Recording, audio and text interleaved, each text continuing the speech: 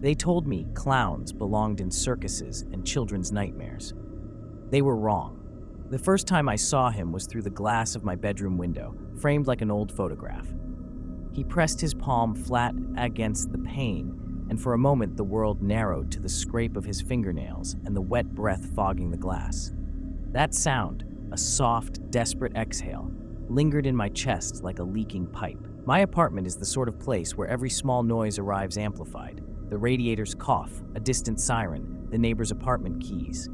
That night, those ordinary sounds blurred and receded until only the window remained loud. He fit the right-hand pane like a cutout, all powdered skin and puffy collar, a face folded into an expression that tried to be kind and failed. His smile was precise.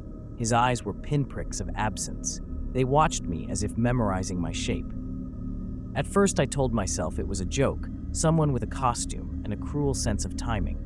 I pulled the curtains closed, the fabric swallowing the figure, but the sound followed. It moved along the frame, a soft, rhythmic tapping like a knuckle finding the same note. I kept peeking, each time he shifted as if composing a portrait to mirror my fear. There was a smell I couldn't file anywhere, not perfume, not rot, but a stale sweetness like old candy and mothballs. It clung to the room in thin sheets. Breathing felt like bargaining. My skin prickled. I heard the loose screws in the lamp twitch. Small things became warnings, a chandelier chain pinging with no draft. He raised his hand against the glass again. Up close, the palm was wrong, joints too heavy, skin the color of old parchment. The gesture could have been polite, but it mapped differently across my chest. Time narrowed. Every tick of the clock sounded like a footstep in a long hall. I tried to tell myself I could lock the door, call somebody, do anything that would restore the ordinariness of the night. The truth was worse and simpler. When his hand rested on the glass, I realized I had become the thing. After the window, nothing stayed where it belonged. The apartment began to rearrange itself into evidence. At first it was small, a single perfect Polaroid tucked under the leg of my couch. I almost missed it until I saw my own face in the glossy square, asleep, mouth slack, the ceiling light a halo, and in the corner of the frame, half hidden by shadow, a face, his face, leaning close enough for his breath to blur the photograph. I had not taken that picture. I had not fallen asleep with anyone in the room. When I checked the window that night, there were prints on the inside of the glass, smudged like the outline of a hand still warm. They were not outside. They were inside. I pressed my palm to them, and my fingers came away dusted with something that smelled like rusted coins and old candy. My nails had a fine white residue beneath them, like flour, like the pallor of powdered faces. I started to notice the small betrayals. The live feed on my laptop camera would blink static for a beat and then show me standing in my kitchen when I was, in fact, still on the couch.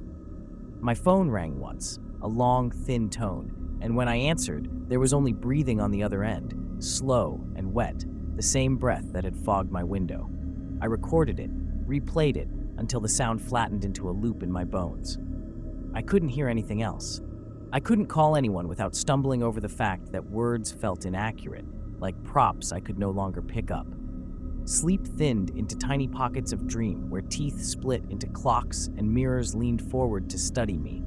In those dreams, he spoke without moving his lips, words shaped like carnival prizes and slid under my skin. Once, I woke holding a paper ticket in my hand.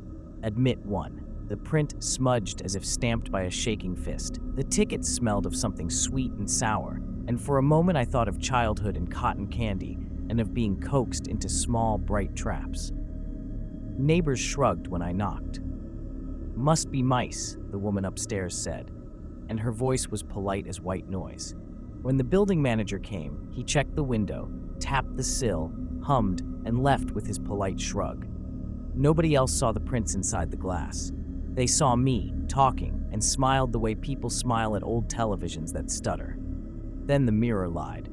I caught myself in the bathroom mirror one morning and didn't recognize the person reflected. My eyes were the same, but there was a faint crease at the corner of my mouth that hadn't been there the week before. My hands trembled. There was the memory of powder under my nails. When I washed them, the water turned the sink a bruised, syrupy red for a second, or imagined it did. The truth distorts at the edges. whether something was happening to me or inside me or both.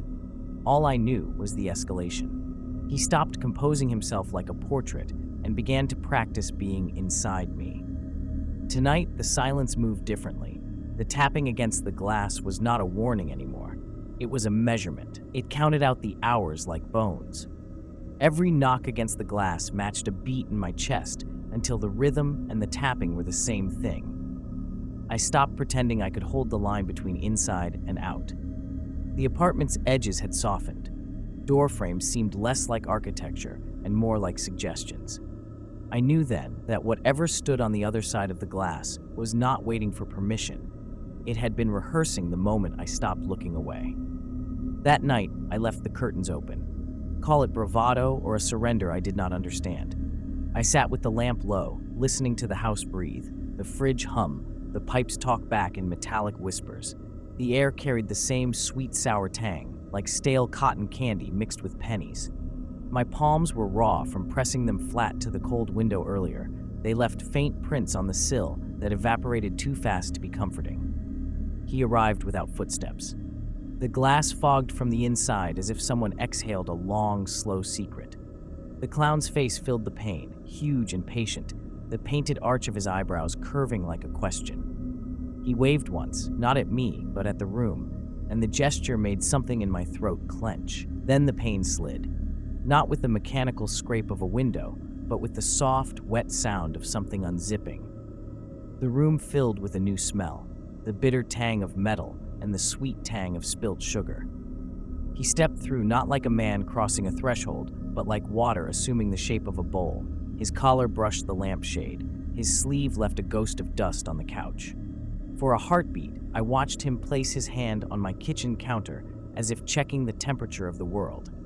I tried to speak. My voice was a dry coin. My legs wanted to run, but my feet obeyed some other will.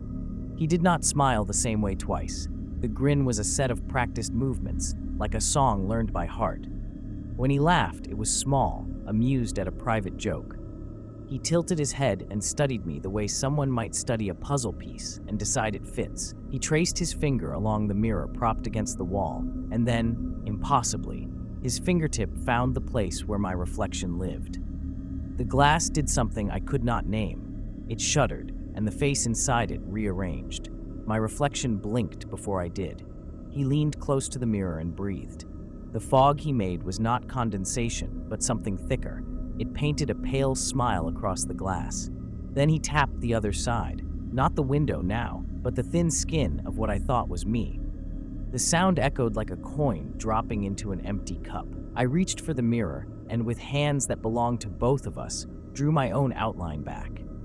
His laughter slid along my ribs. The powder under my nails was warm. My mouth tasted of old candy and iron. For an absurd second, I thought of all the little concessions I'd made throughout the week, sleeping with the TV on, leaving the door unlocked, thinking a neighbor's shrug could explain anything, and how each one had been a quiet invitation. He pressed his palm to my throat, light as a promise, and the world narrowed to the pressure of his fingers. Somewhere behind me, the radiator sighed. The last thing I remember clearly is the way his smile fit my face like a glove. When I looked down, the hand on my throat was mine. He was inside.